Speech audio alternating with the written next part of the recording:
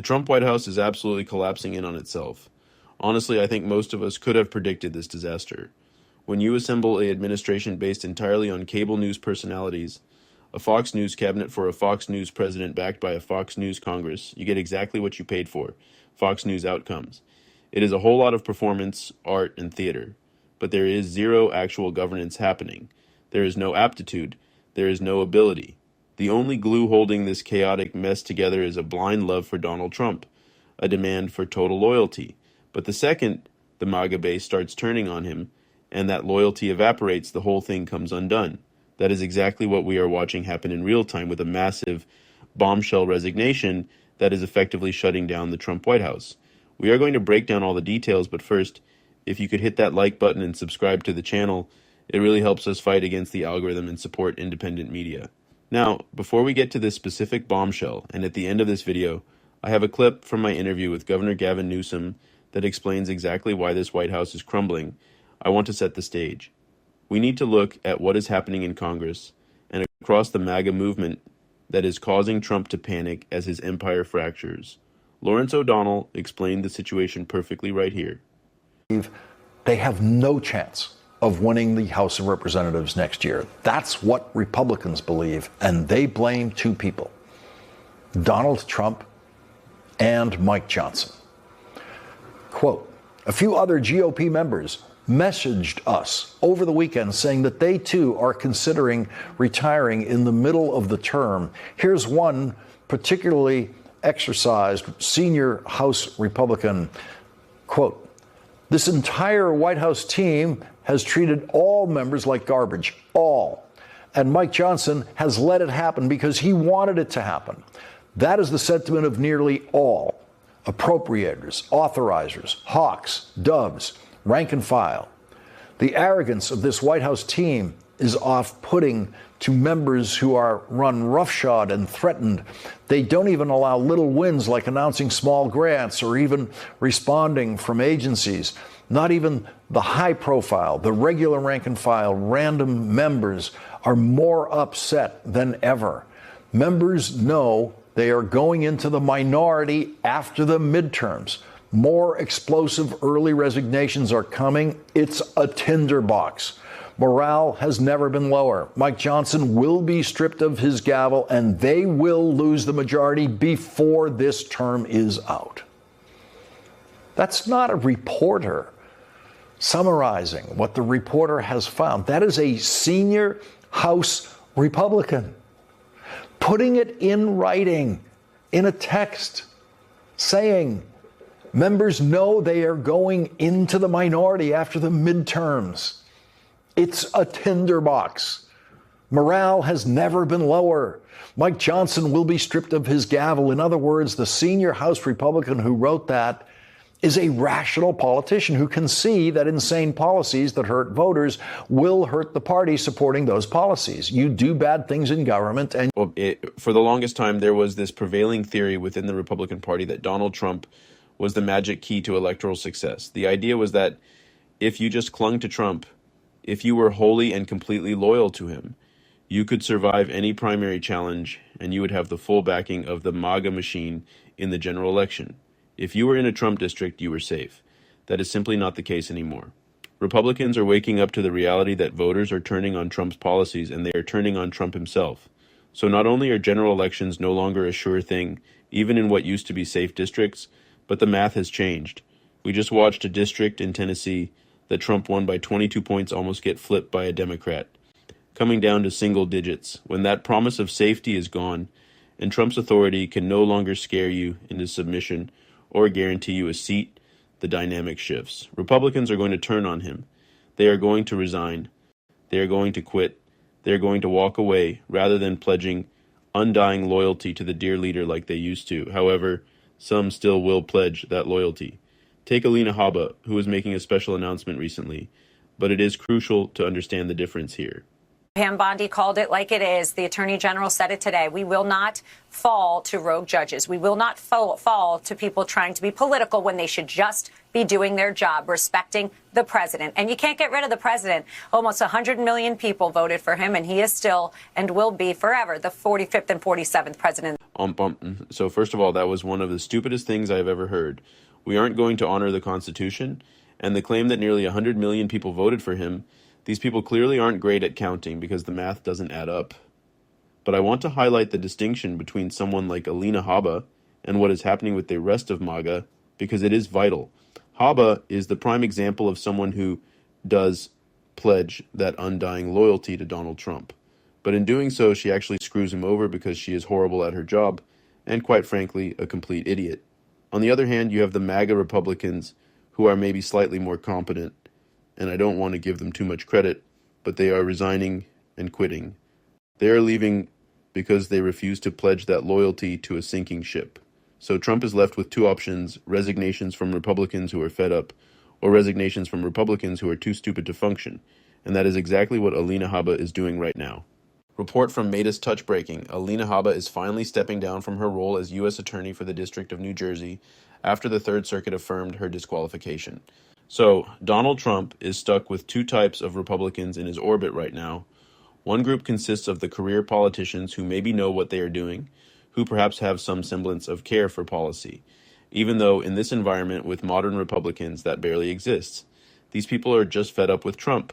They don't want to play this game anymore. They don't want to be in Congress voting on fake healthcare bills that will never pass just for show. They are tired of him generally, and they know they are going to lose their majority come the midterms. So they are ready to just slink away and quit. On the other hand, you have the people with undying loyalty to Trump, the Kash Patels, the Pete Hegseths, the Pam Bondis. These people act as direct extensions of him. But here's the problem. To find a person who is happy to be nothing more than an extension of Donald Trump, you have to find some of the most incompetent morons in America. These people do just as much damage to Trump as the ones who are walking away.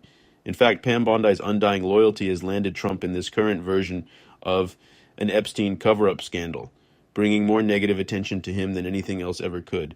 That is who is left in Trump's administration right now.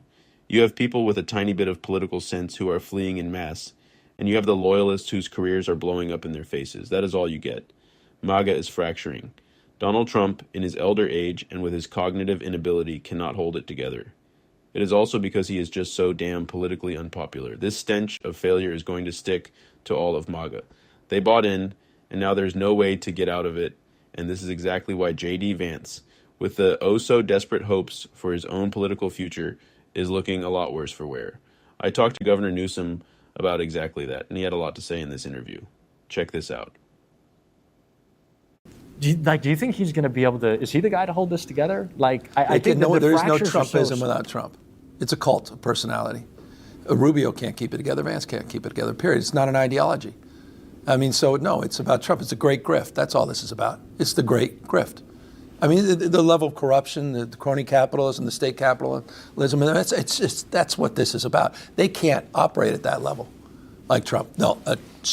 They'll attempt to, perhaps, but they cannot keep this coalition together. And you've seen it fraying everywhere on the Fuentes side of things, the Tucker side of things, where Shapiro's now emerging, how they're losing a lot of the podcasters. I mean, this thing is, you're seeing it corrode everywhere, and there's no capacity for any of these other people to hold that together, in my mind and estimation. What issue do you think is going to be the most damaging for him a couple of years from now? Do you think it's going to be Epstein cover-up? Do you think it's going to be just a complete disregard for affordability? Do you think it's going to be being part of this criminal cabal? What do you think is going to be most damaging? What's going to be holding him down? Yes. Yeah, no, I think it's more. Sum total of all of it. It's just the rank corruption, the corrosion of norms and institutions, the attack on independent thinking. I think everything that has one thing in common is the assault on institutions of independent thinking, the absolute assault on the integrity of institutions that have helped, bear witness to the greatest middle class in the world, and one of the most extraordinary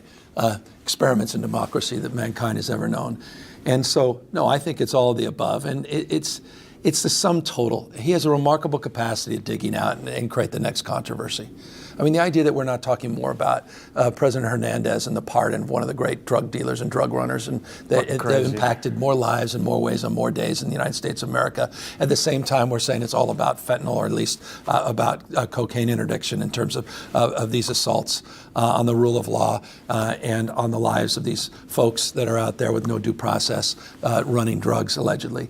It's absurd, the whole thing. But you don't even have an hour to stand witness to one conversation debate because he immediately moves the needle to the next. And so what my effort in terms of what I'm trying to do is put a mirror up to that and try to continue to come back on all these things. That's why the Patriot site. That's why that Patriot site's not just about knee pads, about many other things. It's about the grift. It's about the corruption. I thought about a meme coin, but actually I was worried that people would actually be fleeced. Yeah, I was like, I couldn't honestly figure out how to do it. I did hear you say that. I was like, we might have hit the point. We might have hit the I was roof like, gap. Jesus, no, the people actually would be damaged by it. But it's, and I've Newsom 2026 hats for my reelect that I can't run for. I should have. Or Newsom was right about everything. No, I'm fucking with you. I didn't get merch. The point, yeah, so I'm doing the merch shop. But the whole idea that he's got a merch shop, the idea that he's selling perfume. At the White what House. does it smell like? It smells like success. I mean, it's just, he's a man-child. He called, I'm going to see Governor Walz tonight. He called him the R word. He called someone piggy. This is not normal. It can't be allowed to be normalized. And so we have to put that mirror up. We have to be more aggressive. We have to be more clear. And yeah, we have to be at times willing to offend, dare I say. And I think politics has changed. We have to change, period. The traditional political engagement, it's over. Wake up, everybody. The rules have changed. We need to change. Well, that's why you have certainly been uber active on social media, but I think sometimes we see the Gavin Newsom press office and their thoughts on certain individuals. Yeah. You're a busy guy. It's not always all the time. I have a kill switch, though. Sometimes I'm too busy to see something that did go out, and I'm like, oh. Ooh, did we? Do you have bail money for me? Well, hopefully these are okay, but I want to get your thoughts on some of these people that you've been posting about. You did a happy birthday for Voldemort, Stephen Miller. Are you aware of his, you asked if Marjorie Taylor Greene would come on, are you aware of his wife's podcast? Katie Miller's got a podcast? I'm aware. I've seen a few appearances on the cable networks of what are your thoughts on, you got thoughts on Stephen, what are your thoughts on Katie Miller's performance so far? I'm going to withhold that and focus my... I was really glad to get some time with Governor Newsom. That interview was much more expansive than just that clip, so I'm going to link the full thing right here and in the comments down below. We had a great conversation. I also want to mention, I know I have been away for just a little bit. I posted on Friday, but since then I have some news on why. I was with Governor Newsom on Friday, which took up the day, but then I left the next morning to go to Phoenix to do about 8 back-to-back interviews with Democratic governors. I am very excited to share those with you all, but to everyone who reached out asking, Jack, are you okay? Did Stephen Miller or Kash Patel or someone in the Trump administration kidnap you because you haven't been posting? I always appreciate when you all reach out. And I hope you know that I am committed to staying on top of the news all the time. It really means a lot when you guys notice I haven't posted 8 times in a day and check in to see if everything is all right. But please, it would mean the world to me if you watched that full interview with Governor Newsom and I. The YouTube algorithm has been a little shaky lately in pushing out pro-democracy content, so that link is below and on screen. More interviews to come. I am excited to share them. Keep on fighting, y'all. Don't let them silence you. Until next time.